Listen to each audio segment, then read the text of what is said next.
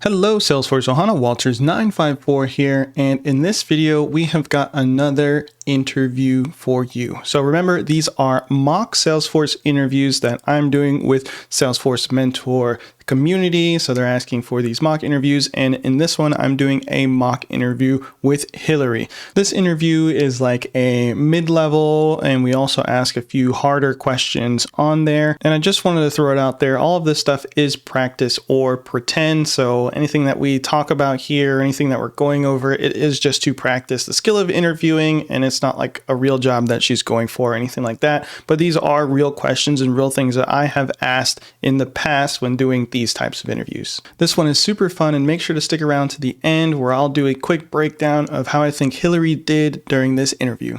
Hello, Hillary. Thank you so much for joining me for this admin interview. I'm super excited to talk with you. Casanova Inc. is looking for another Salesforce admin to join my team.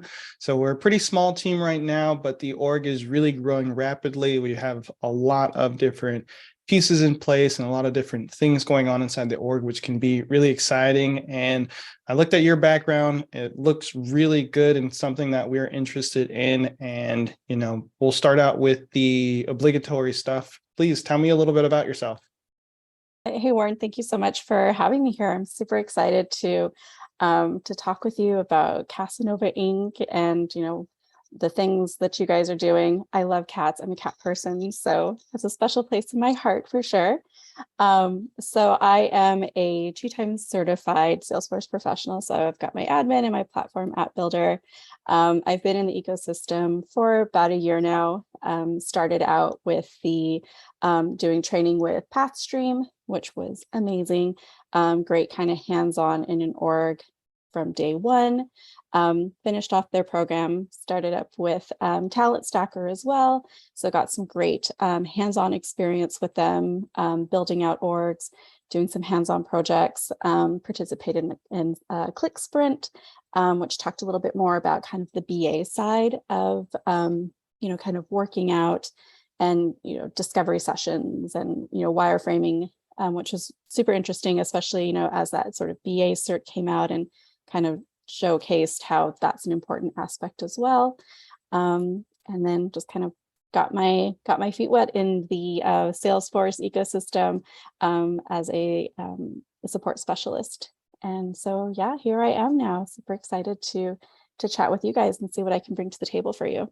Awesome. So really solid background there. And I'm a little bit curious, you've talked about Clicked and Talent Stacker and getting these certifications, at least for where you're at now. What have you kind of seen to be the most beneficial, and what do you kind of use to continue to progress your career a little bit further? Yeah, for sure. I mean, the Salesforce well is deep.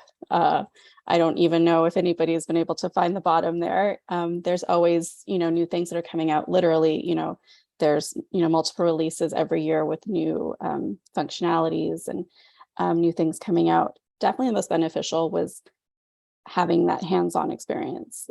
Sometimes you don't know what you don't know. So having somebody challenge you or asking you to create something or do something, Trailhead is great, but it's perfect. And your playground is perfect and everything is neat and tidy. So then sometimes when somebody asks you to do something and they're just like, off you go. And you have to really think about, if you're setting up an org, that was one of our challenges with Talent Stacker, and you really had to think about your data model. And it wasn't really something you ever really had to think about, like on Trailhead, because the model was there for you. But when you're starting it from scratch, you really had to think about, like, do I really want to make this a master detail? Do I want to make this a lookup relationship? What kind of access, are people going to need? How is this reporting going to work? And kind of having to build that out, like, was something that was really much more eye-opening, I think, and has been really a good skill to kind of use and translate out, is to kind of think about how things trickle down. Yeah, really good points there. And here at Nova Inc., we do have a little bit more of a complex org. So and like we mentioned, we do sell premium cat food products. And our org has a lot of customization and custom objects on top of the standard ones. So with that comes a lot of lookup fields and master details relationships and external fields as well. So can you kind of tell me what the difference is, or what all of those kind of like relationship fields are used for, and how they kind of differ from each other? Yeah, for sure. So, I mean, master detail is kind of a classic one where you would have a parent and a child, where you can do a roll-up relationship. You can, but the limitations there is that, your child can't exist without your parent. So you have to kind of be careful sometimes, especially as, you set up your org, 2, 3, 4 years down the road. It could be that now this child needs to be an adult, and you have to think about splitting them off, or then it's like you have a child of a child, and or multiple children. And so sometimes that's hard to anticipate, versus something like a lookup relationship where things can they can exist separately and they can look up to each other. So there is that kind of a much looser connection with them, but they also have some flexibility. But again, sometimes it's hard to anticipate, and it becomes sometimes challenging when you're doing things like reporting, because you can sometimes only pull reports, down so many children. So if you have a lot of relationships, sometimes it gets a little bit messy. But there's usually ways to finesse it. There's a lot of external, integrations and apps and things that can kind of try to help with some of those things. But that's probably the big kind of mine to look out for when you have a big complex org. But it happens, like as your organization develops and new products come out or things get discontinued, that's just part of growth. For sure. And one of the things that we have a lot of are junction objects. So generally we'll have a record or an object that relates the individual pet to a specific food or a food that they like. And there's a junction object in between that works as an order. Can you kind of explain to me, let's say more generally, what a junction object is and how it possibly works in this scenario? Yeah. So your junction object, like you says, allow things to have this many to many relationship, so that you can have many pet foods attached to many cats and many cats attached to many different pet foods, and allows that information to flow and those lookups to happen.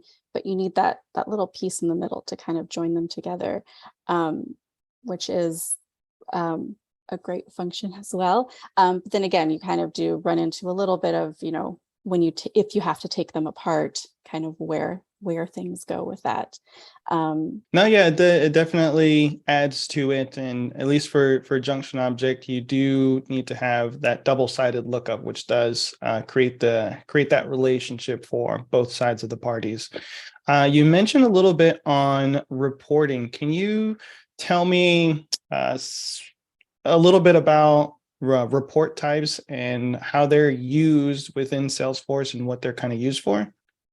Yeah, reporting in Salesforce can be a really powerful tool that you can use, especially as you're looking at, metrics, sales metrics. Then you can kind of pull those reports and put them into, beautiful dashboards. Mhm. So you have kind of more simple reports, a little bit more kind of Excel style, tabular reports. So it's a little bit more kind of XY, more straightforward, pulling in the records that you want. You can pull in formulas.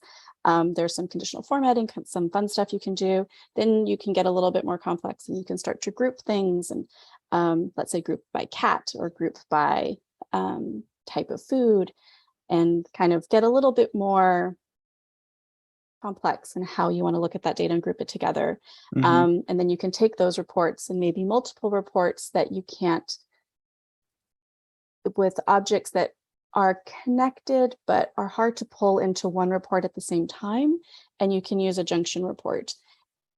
As those two reports share one object, you can kind of pull them together, and then you can start to really get into your data, and maybe pull things that you would, instead of having to do two reports, you can actually combine them into one, which is kind of a neat function. And then again, turn those reports into things like dashboards, put in, graphics and charts and things into your report as well. Yeah, our sales department has some pretty complex reporting that they need to get done. And a lot of times the Salesforce standard reports don't really meet the criteria because of the way they're mixing and matching like products and different records and things like that. So do you have any recommendations on what to do when the Salesforce reporting functionality isn't kind of like making the cut? Yeah, for sure. First place to go look is AppExchange. There's a lot of, third parties out there that have sometimes free, sometimes fee for service, integrations that you can look at in terms of, pulling that data, maybe putting it into a more familiar format. So there are some that integrate with things like Excel, which is great because a lot of people are really familiar with Excel and how to manipulate that data. There's also other reports that will, third parties that will help kind of pull that together and put it together in a way that makes more sense. So that's the first place to go look because someone's already done the legwork for you, and see how that can integrate in with you. After that, you might have to look at things like Einstein Analytics, getting analytics dashboards. But again, that would take a little bit more of a specialty kind of team or person that's really into the analytics. But there's some really powerful tools that you can go and you can explore in that direction as well. Yeah, I think that's really great that you bring that up. We have been exploring a few AppExchange solutions for some of the problems that we have been facing. And it can really come, and of course, it comes down to cost and some of the benefits and what we're getting for each of the different solutions that we're going through. Do you have any ways of kind of picking an AppExchange product or evaluating a product like we have a new requirement that we need to go through. What is your process of saying, do we build it our own? Do we buy it? Do we outsource it, kind of thing? Yeah, I think you'd have to kind of look honestly kind of at your own org and kind of where people are at in terms of their bandwidth. If you have people and they have the bandwidth to do it, you might be able to get something like an unmanaged package that kind of has a good framework for you, but you have people that can go in there and they can go and change those things. And you might be able to get maybe a better price for something like that. It may give you more flexibility, in the end, because it is unmanaged and you have a team that can go in there and maybe change some code or get in there and change components or, make those changes. If they're really, you look and you say, really, there honestly isn't any bandwidth for it. We need a solution that's going to be pretty straightforward, pretty much out of the box, ready to go. You might have to look at something like a managed package where you don't have the ability to change anything, but you might be able to then leverage the company that is handling the package, and maybe they can give you a little bit more support and kind of help that team get up and running with that package. So there are a few things that I would look at, the level of support that you can get from the third party, managed versus unmanaged. Price is always, real talk. That's always important as well, because usually you have a budget for it, whatever it is. And just kind of thinking long term about, being able to, manage this add-on, through the company. You don't want it to turn into a tech debt where you've picked up this and you've purchased it and you've, gone and spent a lot of time with it and then realized it didn't work. So that's probably my most important considerations. Yeah, the maintenance factor of either building an in-house or, going outside to an outside source is very important when we're thinking about bringing these things on, because it's not just about, is it going to work next month? It's if it's going to work for the long term for our organization.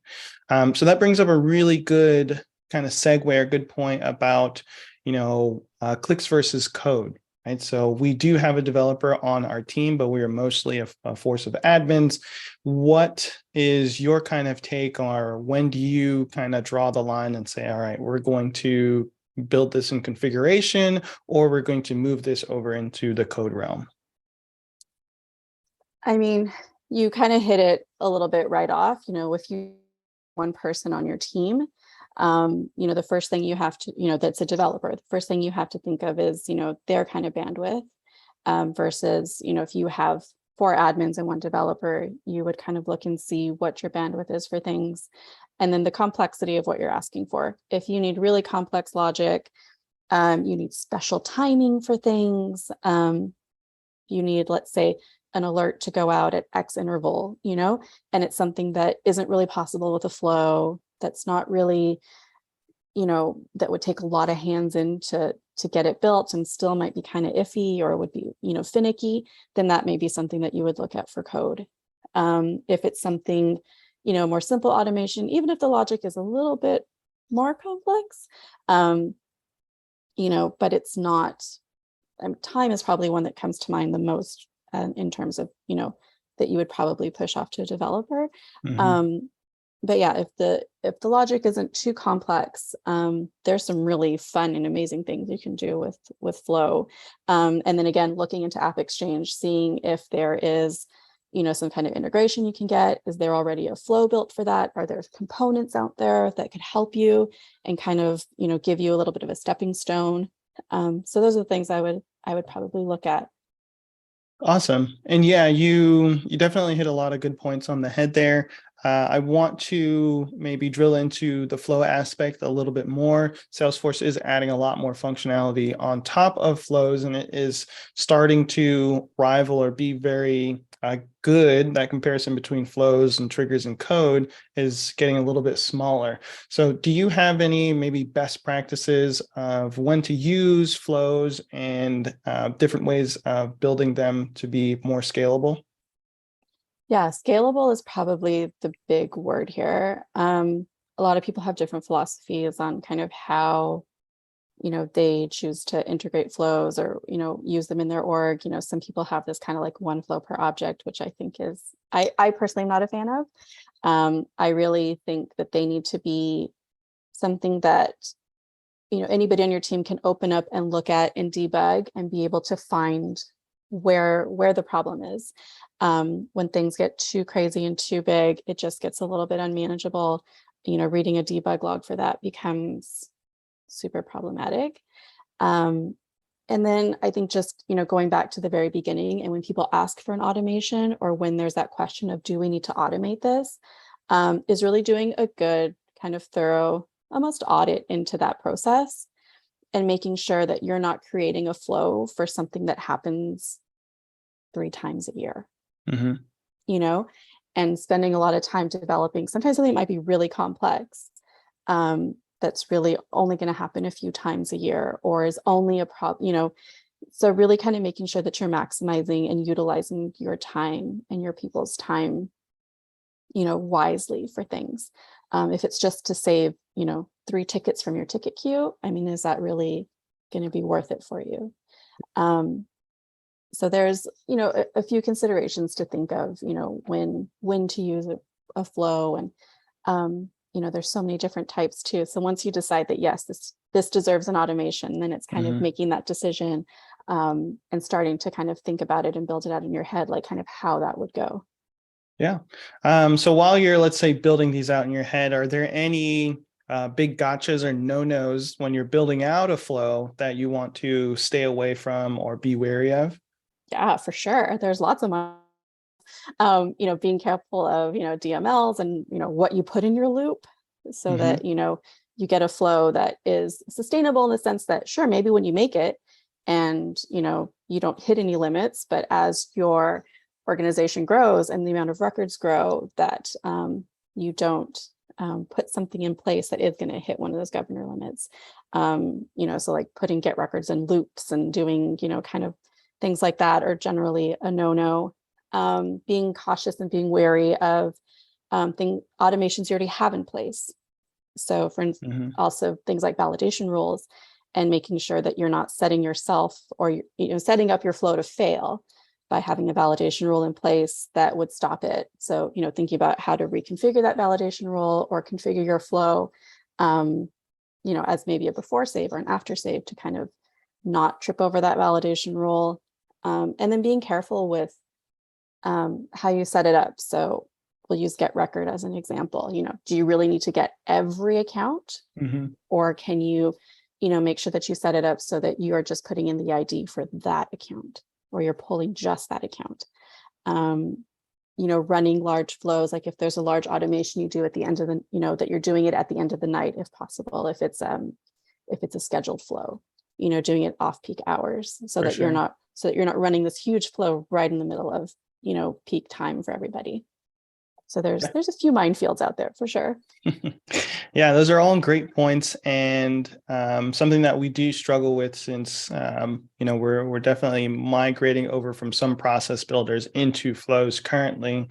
I want to touch on potentially some troubleshooting, because we do get errors. We have integrations all over the place, to be able to send out to our order management software, and we have MuleSoft to kind of orchestrate a lot of that. But every once in a while, we do get kind of, let's say, weird error logs that come through, and we don't really know, or maybe at first glance you don't have you have an idea, but you don't know exactly where it's coming from. So what is your process for troubleshooting those types of issues, and how do you kind of get to resolving it?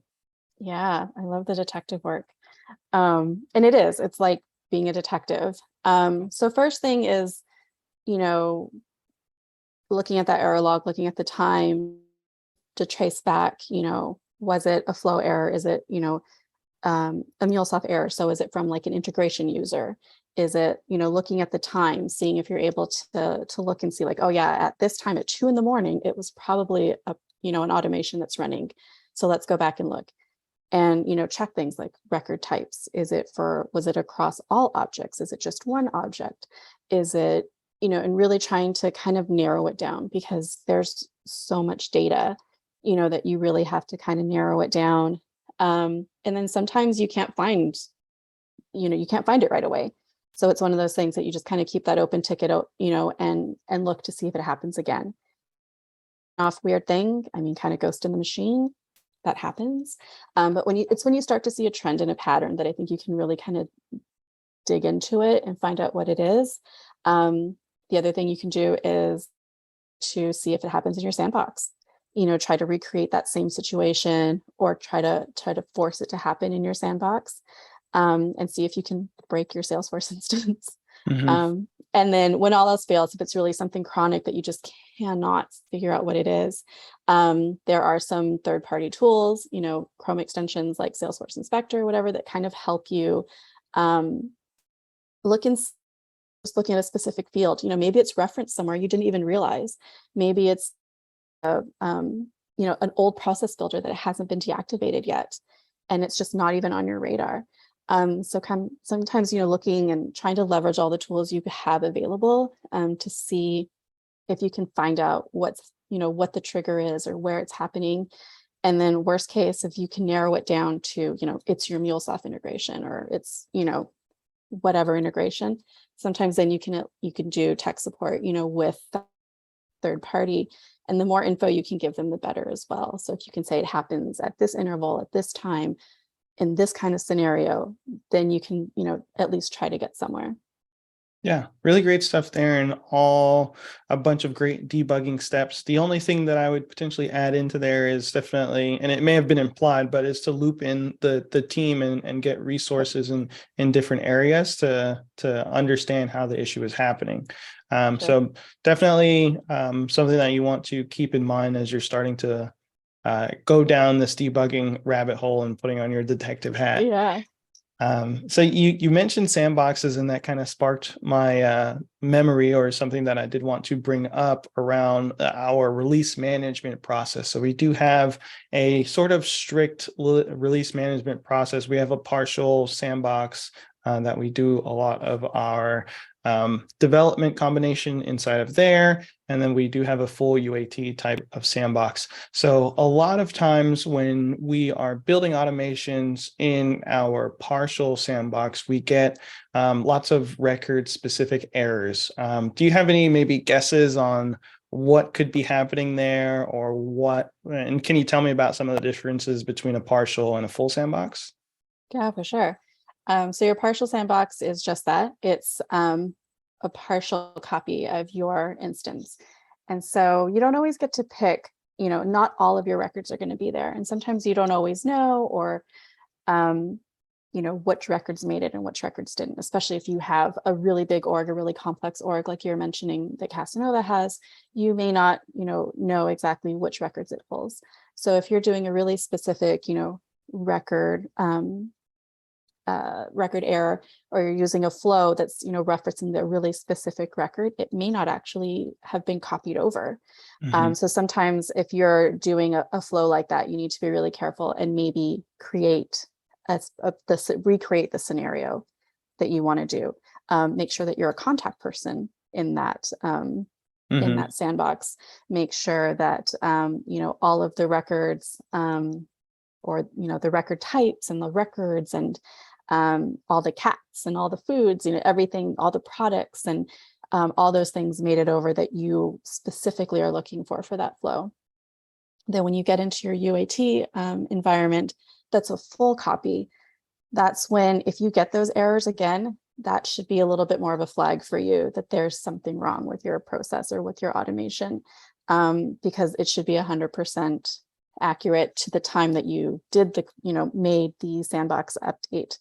So that's the thing too, is you have to make sure, and you kind of have to think about when the last time you made an update to your sandbox. If you haven't updated your sandbox in 3 years, it may be missing something, that you just, that maybe just went live in your production, or, maybe, knock on wood, hopefully not, someone did something in your production, and didn't go through the process and go up through your, through your sandboxes. Yeah. And so I think those are all really great points. I want to kind of touch on one part, which is on kind of that understanding of how information can flow from one sandbox to another. So what are some, I guess, ways that we can transfer sandbox information from sandboxes to sandboxes, or sandboxes to production? And then I'll have a follow-up question after that. Yeah. So that would probably be something that one of the senior admins or your developer might do, in terms of, pushing a change set through. And there are some different tools and things that you can use, third-party tools, to push that information from environment to environment. You do a validation and make sure that everything kind of meshes and moves over properly. And then if you get those errors, then that's something to either kick back to the person that did the development work, or you would kind of look back and see what's going on with that. But yeah, you push through your change sets, and you might be using a third party like Flowsum, or there's the other one, Capado, and there's a few different ones. Gearset, I think, is another big one that people use. For sure. And then the follow-up to that is, how do you kind of monitor people's activity inside of the org? So let's maybe think about, how do you monitor like an admin doing changes or a developer doing changes versus an individual user, and when they're logging in and stuff like that?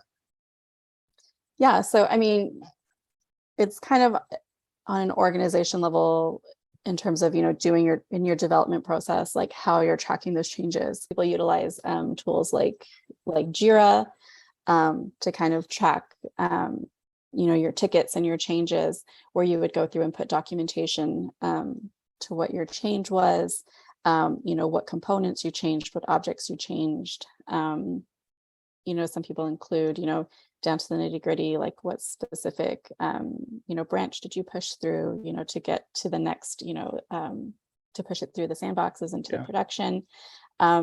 So that would kind of be on your organization, like how you guys choose to do that. Hopefully there's a process in place. If not, that would be something, as you scale up and as you grow, that you would definitely want to put in place, so that it's not kind of all up here for somebody, but it's something that can be referenced later.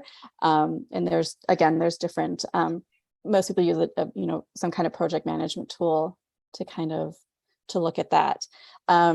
Inside the org, when you're talking about kind of individual users, there's things that you can turn on, like field tracking. There we go. Is the term that I'm looking for, so that you can go through and you can look at like an object's history, who changed what, when they changed it, what the old value was, what the new value was. So you can go back and look at those things. You can, look in to see, in somebody's user record, when they logged in, where they logged in from, and kind of go from there. It depends, depends a little bit. Every org, again, is a little bit different in sort of how much they want to monitor people's changes, and kind of what they're doing. Yeah. The only thing that I'll kind of add to that, which you brought up really great points, is that there are some Salesforce products on top of that can help add additional tracking to what your users are doing, what your data is doing. And we take our data very seriously here. So we do some additional tracking to make sure that nobody's pet information is being lost. Sure. So I think all of those are really great points. I think the one thing that I want to kind of touch on, you mentioned Jira, which we do have at Casanova Inc., but a lot of times we do have competing priorities between the different teams. So we have sales wanting things, marketing, and everybody needing a bunch of stuff at the same time. What do you do when you're in a situation where everybody wants new developments or updates? How do you kind of manage those expectations with the different teams? Yeah, it's always a fire. So I think it's, again, one of those kind of, as an organization, that you kind of decide like where those priorities are, in terms of, obviously something that is affecting people's ability to log in, to save records, to do their job. Like, that's something that would need immediate attention. Something's broken, you can't save a record. It's, you're getting this error, you can't log in. Like, those kinds of things would be, ASAP. Something that, someone needs for a report at the end of the month, then you can kind of look and try to kind of prioritize, what people would need. Sales needs, things like new product launches, like those hopefully would be something that's planned out, that you would have, kind of a plan for, or a path to development for, so that you're not finding out on Monday that there's a product launch on Tuesday. It happens. I mean, sometimes there's, crazier things have happened. But, hopefully there's that process in place where you would be able to kind of temper people's expectations, being consistent with it, saying like, this is your, your schedule for product development, or for a development project, that you do releases on this day and this day, or, it goes through your development and your release process, or your release cycle. And sometimes that's hard.